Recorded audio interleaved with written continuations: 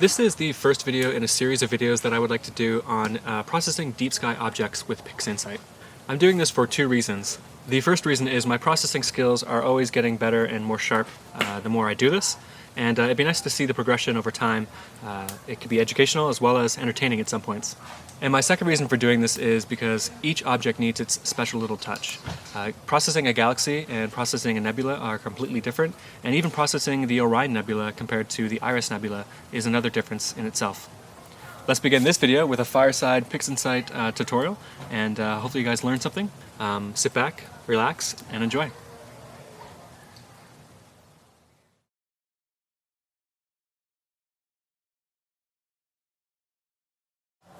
So the image that I'm processing tonight is the Western Veil. I shot this in a Bortle 2 zone near Thunder Bay, Canada, and it was definitely one of the best nights of astrophotography that I've had. This is composed of 85 shots shot at 60 seconds exposure at unity gain, and if I stretch this here, you're going to see some of the nebula. You can see the top here and also in the middle, but you also see this green background. So that's the first thing that we're going to do, is try to remove that background. And how we're going to do that is by using the automatic background extractor. Expand your target image and change your correction to subtraction, and drag this over to your image. This will give you two images. We're only interested in one of them. The first one is just the gradient that's being removed, so you can see how that green is going to be removed. And the second image is what we want. The next thing that we're going to do is create a preview, and we're going to select some dark spots. So let's zoom in here and try to find a section where there's no stars and no nebula.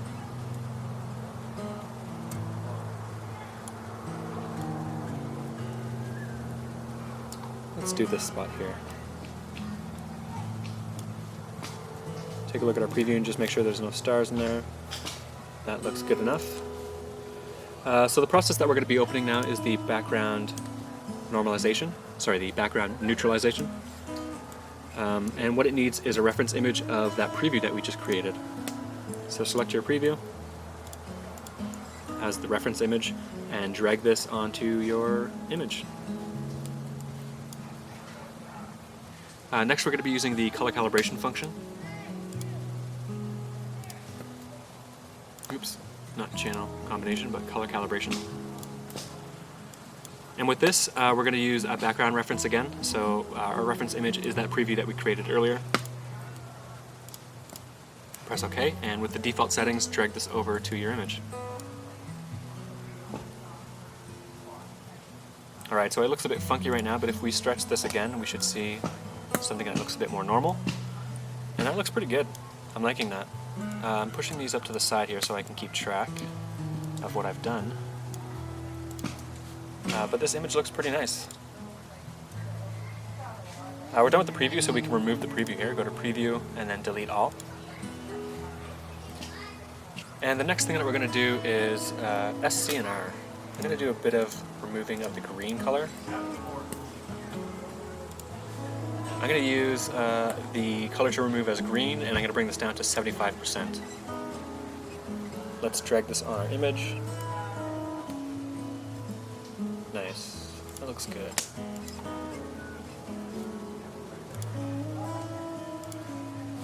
Okay, I'm liking what that's doing. Alright, so at this point we can do some noise reduction, and how you would do that is you'd create a luminance mask, invert that luminance mask, and then open up some of the noise reduction tools that PixInsight has. But since I did this in a Bortle 2 zone, and stacking actually does a bit of noise reduction as well, I'm not going to do any noise reduction at this point. I do like to do some noise reduction, but I do save that for after I'm done stretching, so let's move on from now and stretch the image itself. Go to Process, All Process, and open up Screen Transfer function, and also the histogram transfer function.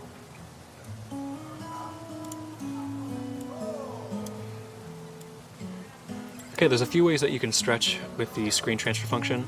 You can have all the channels linked, or you can unlink them, and I like to play with them and just see what the differences are. Sometimes I use it linked and sometimes I don't. So it made the background a bit darker without them linked, and that brings out a bit more red. Let's have it unlinked, and then let's zoom in here and play with some of the adjustments ourselves. I'm going to bring in some of this red again. Oops. Unlink. Let's bring in some of the red. Let's link them again so we're moving all 3 channels. Bring that down a bit. Bring this up. And bring that down a bit more.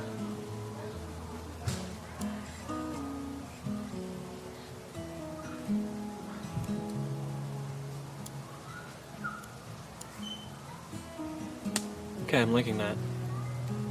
Let's use that to start with. So let's drag this over to the histogram. And then from the histogram, drag this onto your image.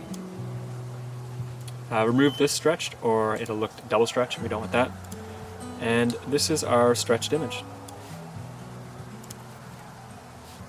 Let's minimize the screen transfer function and the histogram for now.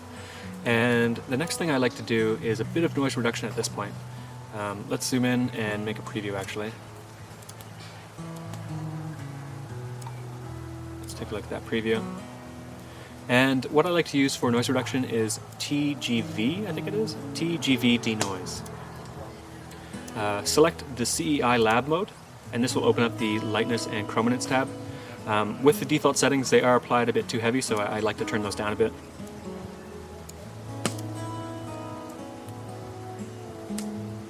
Yes, around there, 4 and 2.5. The thing that we need to do before we actually apply this is create a luminance mask, so I forgot that. You can create a luminance mask by clicking this button here. And since we're already stretched, we don't have to stretch our luminance mask. Awesome. So let's apply this as a mask. Minimize. Remember that red protects, so in our case, we are trying to do some noise reduction in the background. So let's invert our mask. You can do that with Control-Shift-I, and Control-K will hide that mask. Alright, so let's go back to our preview and apply what we have from TGV denoise. Okay, so let's see what that did. Let's zoom in a bit and we'll go back and forth on the preview. Okay, so it did some pretty good adjustments there. I can still see that some of the stars are still there when I undo the changes, which is nice, and it really did just flatten that background. So let's take that and apply it to the whole image.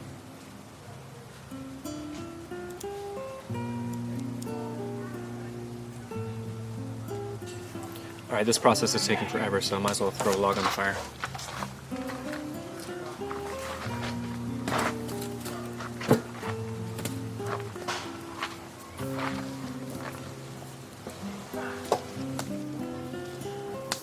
Okay, so that change was completed. Let's zoom in again and see the effects.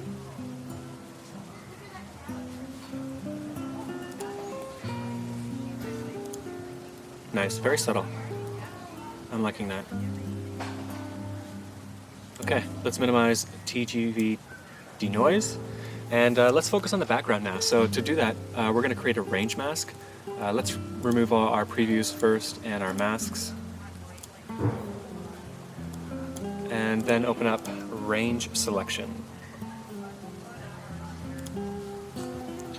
Press the preview button so we can see what we're doing, and you're going to start off with a white screen. Drag the lower limit up until you start seeing your nebulosity and stars.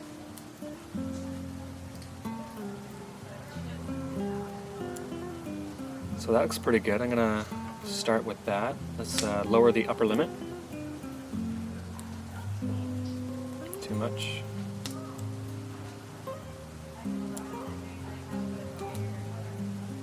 Okay. Bring up the fuzziness and also the smoothness. We don't want any harsh edges when we're doing this. Okay, so let's press square and we'll generate a mask. Close your preview. Nice. Let's apply our mask. Press Control-K to see it. And in our case, we're going to invert this mask. So Control-Shift-I. Again, we want to work on the background. Press Control-K to hide the mask. And let's move this to the side. Alright, with our mask applied, I'd like to open up the histogram again. Select your image that you're working on, so in my case, Western Veil ABE. Reset your settings here, and open up the preview. What we're going to be doing is dampening the background a bit, making it a bit more dark. And the way you do that is you grab the midpoint section here, and be very careful, but slowly bring it down. You don't want to use too much of this, just a light touch will do. And then go back and forth on the preview to see if you like the change. I'm liking that. That's doing a good job. Okay, so let's apply this to the image. Nice. Next thing I'm going to do is remove the mask and open up the histogram again. Actually, not the histogram. And open up Curves Transformation.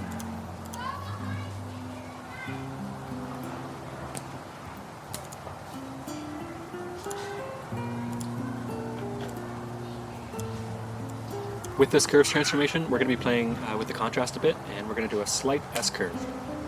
So select 2 points, top and bottom, and slowly bring this up in the bright section, and the dark section we're going to slowly bring that down. Nothing too drastic, just a light S-curve here. And it's always good to preview your changes that you're making. I wasn't doing that, so let's page back and forth. Okay, I see what it's doing, yeah. That's nice. I like what it's doing. Let's apply it. Alright, that's looking good so far. The next thing that we're going to be doing is focusing on the stars. So let's create a star mask. And to do that, I'm going to create a clone of the image that I have right now. And then I'm going to open up a process called, starts with an H, HDR Multiscale Transform. I'm going to change this number of layers to 3, and number of iterations we'll do 3 as well. Close the Curves Transformation. And drag this onto your clone image. It's going to make the image look very ugly, but again, we're only making a star mask out of this, so it's for a good cause. Wow. Okay, so you can see a lot of the nebulosity has been dampened, but those stars are still there, so we can use this. Okay. Now we want to go to Process, Mask Generation, Star Mask. The settings for this that I like to use are 0.2, around 0.2. Just do this about typing. Keep the iteration, or keep the scale as is, and lower large scale and lower small scale.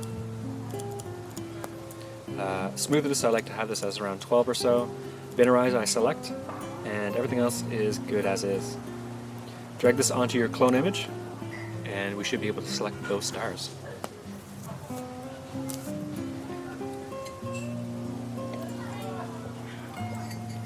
Awesome. Okay, so let's see if we got all the stars that we need here. Click it and hold it, and see if any stars from the background pop up. Some of the bigger stars will pop up and they won't be captured by the star mask, but that's fine. It looks like I got everything here, so I'm going to use this star mask.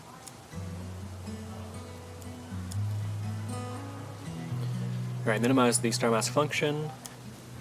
So with this star mask, we're going to do some adjustments to it. So open up the histogram and choose star mask. Make sure your settings are reset as well. And what you want to do is grab the white section and bring it all the way towards the dark. Again, while doing a preview so you can see your changes. And the purpose of this is just to brighten those stars a bit. Not too much, but you want to make sure that you are capturing those stars. So I like that. Let's generate that by pressing the square and close the preview. And then close the histogram. Alright, next we're going to minimize the star mask for now and create a luminance mask on our regular image.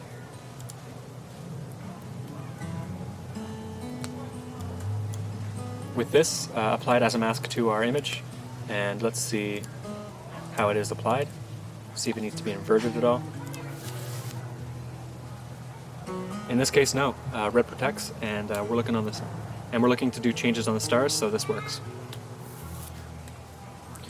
Next, open up Processes, All Processes, Deconvolution. Select D-ringing if it's not selected, Local Support, and let's select our star mask as the local support.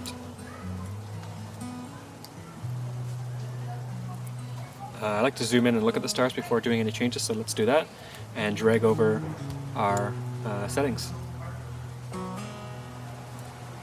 Okay, so let's do it back and forth and see what that change was. Okay, yeah, I'm liking what it's doing to the stars there. Let's move aside and go somewhere else.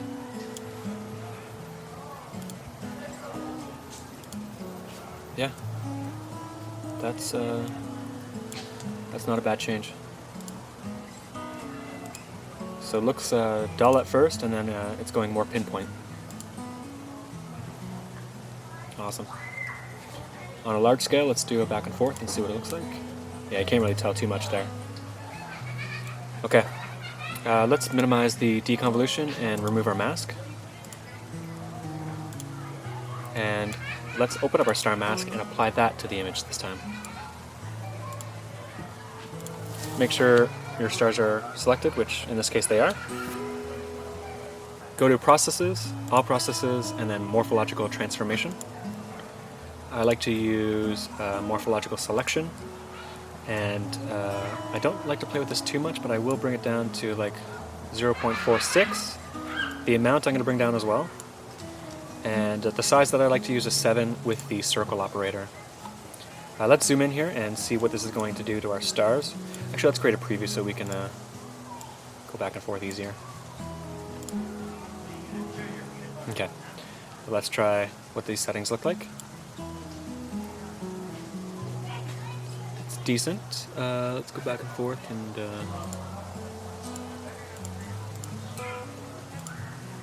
I like it, but it kind of makes it look a bit muddy when you have some stars that are close proximity.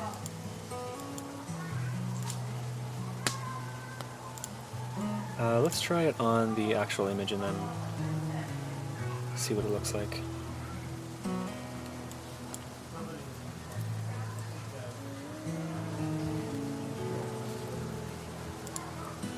Okay, so definitely dampened the stars. Let's see if it made any messes.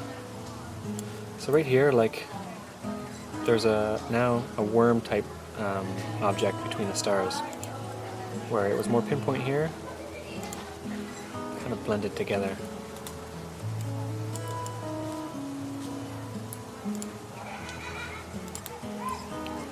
Okay, so I'm not going to do the morphological transformation. Let's not do it. But with that star mask selected, let's do some other stuff. Okay, so open up histogram transformation. Make sure your western veil is selected, in my case. And let's bring down the midpoint again, while doing a preview.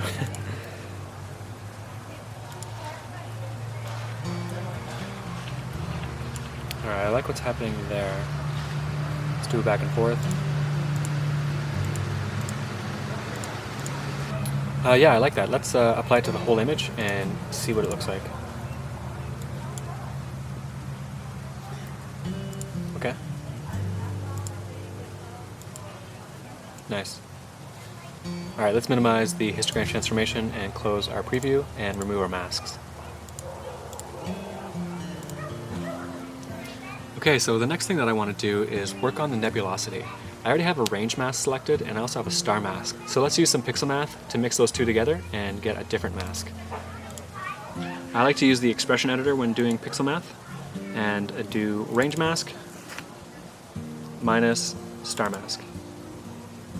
Press OK and press the square.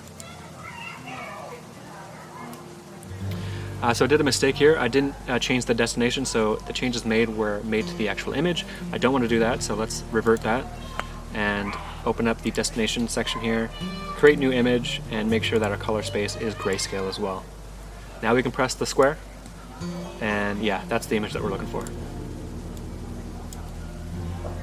So you can see you got a lot of the nebulosity. There is still some of the stars selected, but we can work with that. I think I'm going to use this mask as is. Let's apply it. Oh. Let's apply this mask to our main image.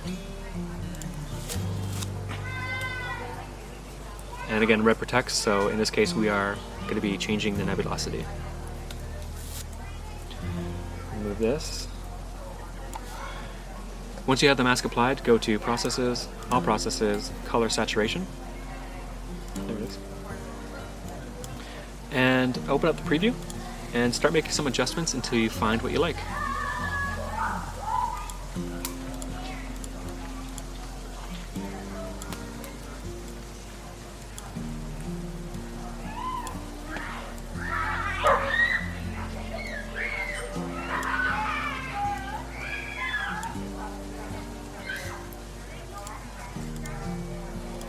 Alright, it's very subtle, but I like what's happening there, so let's apply that.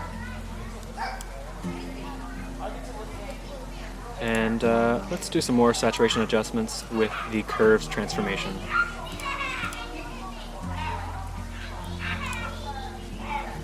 Click the S button here to get into saturation, and you can start bumping this up a bit, again while doing a preview, so you can see your changes.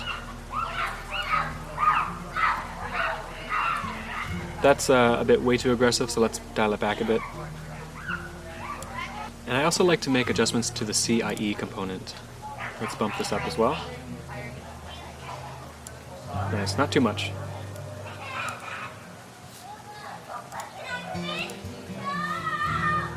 Awesome. I'm going to apply those changes. Nice.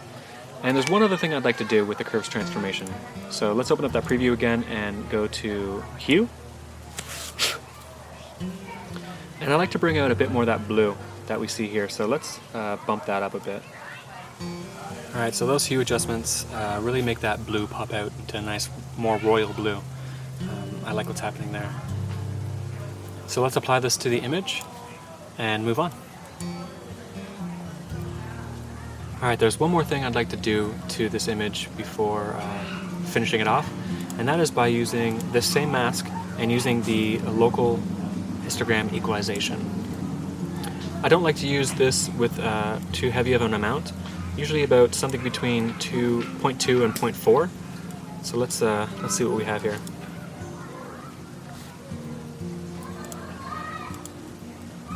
Nice, I really like what it's doing there.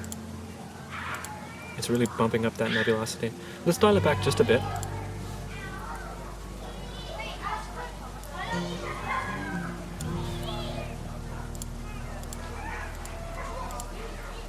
Yeah, I like that. Let's apply that.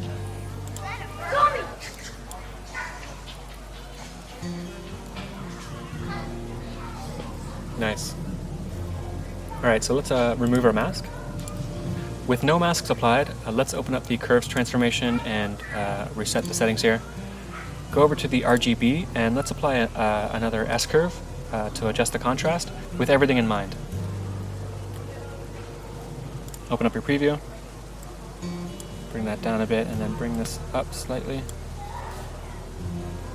Page the differences. Nice, that looks really good. Alright, so let's apply this to the image.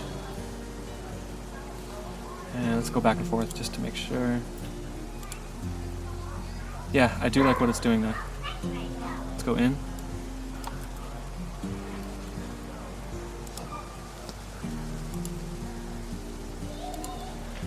And that's about it.